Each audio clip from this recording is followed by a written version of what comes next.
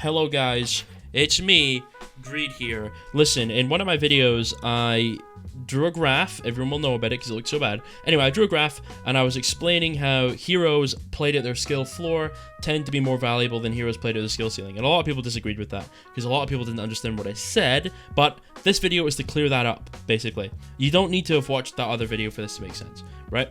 Basically, along the lines of what I said was that playing a hero at their skill floor is more valuable than playing at their skill ceiling because you incur less risk at the skill floor, which is technically true, but a lot of people still didn't understand, so here's what I really meant. When you play a hero at their skill ceiling, like let's take Doomfist for example, you're going to be playing with an inherent amount of risk because you're in all the time doing those things. Now this doesn't apply to some heroes, but it applies to most heroes, any of the heroes that require a brain. Anyway, when you play Doomfist at his skill ceiling, you're going to be in the enemy team a lot, you're going to be doing a lot of tech, you're going to be doing a lot of rollouts, you're going to be pressuring a lot of people, you're going to be taking a lot of aggro, you're going to be min-maxing every single possible stat that you can. You're going to do as much damage as you can, you're going to take as much damage as you can, you're going to block as much damage as you can, you're going to force out those minute tiny numbers because those can be the difference to win those games, right? We'll put an arbitrary scoring system on it to make it a little easier to understand. For example, let's say a Doomfist playing at his skill ceiling is getting 1,000 value a minute, right? Pretty good.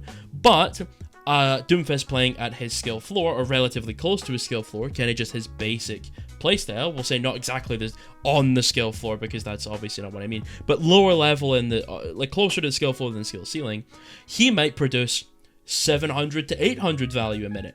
But the Doomfist playing at the skill ceiling will incur 5 times, 6 times more risk because the guy playing at the skill ceiling is in all the time, he's min-maxing all the time, he's playing to a much higher level because he's getting as much value as he possibly can. He's juicing as much as he can out of the situations that he's in. But the other Doomfist is slam cycling for ult, getting ult, using it on a support, and then punching them into a wall with EMP, and they die, and then he jumps out. That is technically less value because you've got lower uptime. However, it's infinitely safer than playing like the other Doomfist. There are less chances for you to die, and therefore less chances for you to throw. And that's a big problem with Overwatch, is there are a lot of heroes, more heroes than there are not heroes, in the sense where playing at your skill ceiling is not worth it. Another example of this is Junkrat. You could play like Aquamarine and triple conk into the backline, and then delete a Pharah in the air, and then duel a support, and then boop yourself into the air, and then conk a support into the air, so that the Widow can get them, and then fly out and do all that crazy shit, right? You could do that, and you could get a lot of value doing that, or you could simply stand next to your supports and shoot rockets down main, or bombs down main, and shoot the tank. Now, do you get more value from playing like Aquamarine does and jumping in the backline and flying all around? Yes, absolutely you do. But you don't get enough value doing that to justify it, is what I'm saying. What is the point of doing that, incurring all that risk, doing all those things that are relatively inconsistent because they're so high level and difficult to do, therefore you might make a mistake? What is the point of doing all of that when you could just shoot down main? You see what I'm saying? And that's a problem with Overwatch. Another hero that suffers from this is Genji. Why is it that on Genji, I would dash into the backline, try to duel a support, wall climb up, poke out a sniper, try to go for the engage, go for the big deflect, go for a big blade, do all these things, go for the 1v1s, infinite uptime, infinitely in, always fighting, always doing shit. Why would I do that when I incur so much risk doing so, when I could just stand on an off angle and left click shurikens at the backline, right? Why would I ever do all the shit that's more risky for more value, but more risk and not enough value to justify doing it? And that's a big balance issue. There are a couple of heroes that do not suffer from this problem, but generally speaking, they do to some degree. For example, Widowmaker and Sojourn are big examples of this. A hero playing Sojourn at the skill ceiling is always the best option rather than playing at the skill floor, because Sojourn incurs very little risk at her skill ceiling because all she's doing is shooting the tank or shooting a target, whatever, to build rail, going on the off angle, going for the rail, to finish off the target, and then backing out. And doing that over and over again. There's not a lot of inherent risk to doing that, but it's how you play the hero. It's going for those big rails and trying to get them on the off angle. There's not a lot of risk to that, but playing at the skill floor, relatively close to it, is a similar gameplay loop. It's not... Sojourn's not a very dimensionally deep hero. She's very just build rail, shoot hero. And she's disgustingly overpowered as well, so that doesn't help, because even playing at the relatively low skill floor, you can still just, like, shoot railgun into the tank all day, which isn't necessarily going to carry you a game, but it is valuable. I mean, look at my Sojourn gameplay in the background. I am not a good Sojourn player by any means, but this enemy team's getting fucked purely because I exist. You know what I'm saying? The hero's so overpowered. Now imagine I was on a Genji. Think of how many times I would have died over from this Genji because Sojourn's design is inherently safer and she's stronger. Like, why does Rail do 120 damage to the body but my Blade Slash does 110? Doesn't make sense. The Sojourn Rail is not only safer, it's easier to use, it comes up more frequently, it has higher uptime. Like I said, it's easier to use, it's much safer. There is only benefits to the railgun, but Blade has all these drawbacks but isn't as good as the rail. Do you see what I'm saying? Why would I ever risk doing anything on a lot of these heroes that take a lot of skill when I could just play the easier heroes that get more value by default? Things like Sojourn, things like Widow, disgustingly easy heroes to play. McCree to some degree. Now McCree's left clicks are the hardest part of his kit, but his flash fan is really, really easy. It's super simple to get a ton of value on McCree just by playing for your flash and your fan. And that's kind of the state of the game right now. There's no real reason to go and play a hero directly at their skill ceiling because the value you're getting out of it is not actually worth it.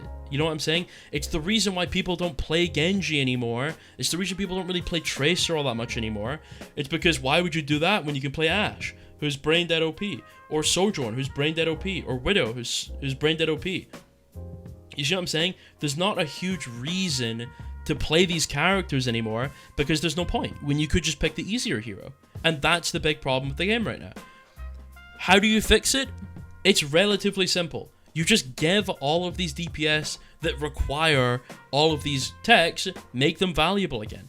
Give them their damage back, let them be rewarded for going for those big plays, and the game is in a much better state. It's not fixed, but it's much better off in the long run because then you're actually rewarded for going and playing the hero correctly. Do you see what I'm saying? Yet, here we sit where Genji is borderline a throw pick outside of playing poke bot. Tracer is pretty dog shit as well because you just get farmed in the backline. I mean, this is the same reason why people say supports are so overpowered, is because you get so much value for such little effort. That's the problem. Listen, when I complain about support, it's not generally speaking the value they get.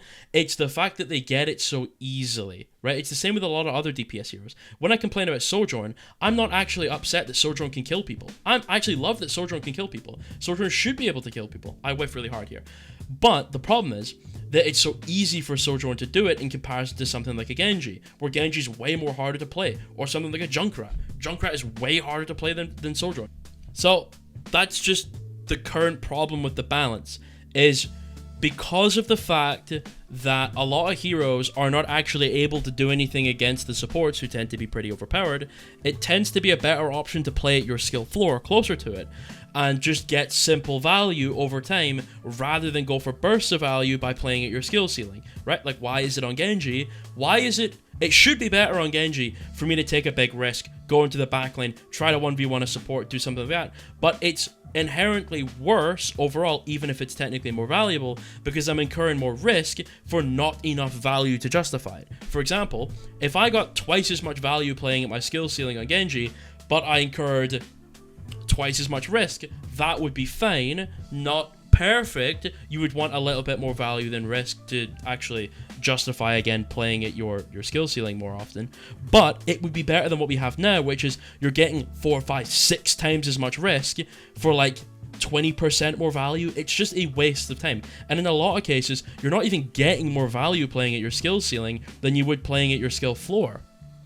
I mean, Junkrat is a good example of that. You genuinely get more value from just spamming down main than you do from actually going for the crazy air shots like Aquamarine does, or going for crazy 1v1 plays or things like that. It's not worth doing that because the way the game is balanced, and it feels like shit, and it's the reason everyone is mad. No one is upset that Sojourn can kill people. That's not what people are mad at. People are mad that Sojourn puts in little effort to get so much value. It's the reason why people complain about BAP. It's the same reason people complain about carry. It's so much value for such little effort. And you can't blame people for doing it because they're incentivized to do it. Why would I ever bother playing something that like Genji or Rhine or Tracer or Winston or Lucio or Ana or these heroes that require a lot more game sense and tend to be a lot more mechanical in some regard? Why would I bother playing those heroes that incur more risk to get their value at their skill ceiling when I could just play like Kiriko, who's brain dead but OP, and you can just basically play at your skill floor all day and carry games, or like Sojourn or Ashe or Widow that are relatively brain dead heroes. Like, the only thing you need to play Sojourn, Ashe, and Widow even remotely well is mechanical skill. And it's so easy to hit shots with them after Season 9 that you don't even really need good mechanical skill to absolutely just sweep the lobby on Sojourn anymore. Or even any of the other hit scans. Apart from Soldier, he's terrible.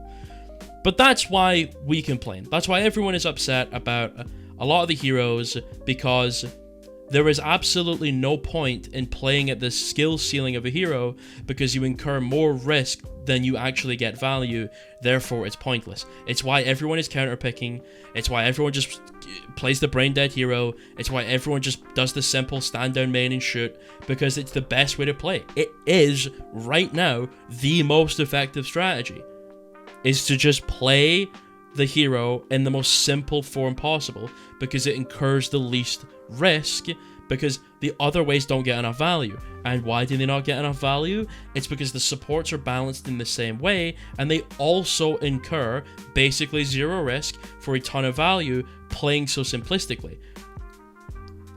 Why would I ever dive the backline as Genji to try to kill a Baptiste who's just gonna fuck me because his hero is way better than mine? Why would I do that when I can just pick Widowmaker and one tap you across the planet? Do you see what I'm saying? There is no point. There is no justification. It just is what it is. That's how the game is balanced right now. You are better off picking a hero that's strong than you are picking a hero that you're good at. That's another thing I want to talk about. Because, for example, I'm a Genji player. I've hit top 500 on Genji. I mean, I don't even know why I keep saying this. I've hit top 500 on Genji for 8 years. I have hit rank 1 on him tons of times. I play Genji to a fairly high level. I understand the hero a lot. Yet I intrinsically get more value by default from locking a better hero than Genji, even if I don't know how that hero works. I could be a diamond level Sojourn, but a top 500 level Genji, and I am just simply going to get more value out of playing Sojourn than I would Genji in most scenarios, because Sojourn is simply a better hero. That's just how it is. And it's the same for every role. If you're a good Lucio player, play BAP. Just go BAP and shoot things all day, because you're probably mechanically pretty good, because you need to be mechanically good to play Lucio. More movement-wise, but aim-wise too, because it's very hard to shoot on Lucio. Just go BAP and shoot things in the face, and I guarantee you rank up. If you play Reinhardt, Winston, Genji, Tracer, Junk, Ana, Lucio, these difficult-to-play heroes, go play Sojourn, go play Hazard, go play BAP, things like that, carry. Go play those heroes. I guarantee you rank up. I guarantee you start winning more. Actually, I promise you will. I know for a fact you will, because those heroes are just objectively better than all those other ones. There is no point in playing the harder to play heroes because they do not get value incurrent to their risk. They put up more risk for less value, and it sucks. And I want a world where I can play Genji again, and if I play well, I can 1v5. Right? I want a world where if the enemy Ana is playing well, they can 1v5 or 1v6. Do you know what I'm saying? I just want a world where people are rewarded for their skill. But unfortunately, that is not the world we currently live in with Overwatch. And it's just disappointing, because the game used to be so good, and now it's so bad simply because you are no longer rewarded for playing the game to the skill ceiling. Anyway, that was me Mwah. I hope you have a great day. I'll see you guys later.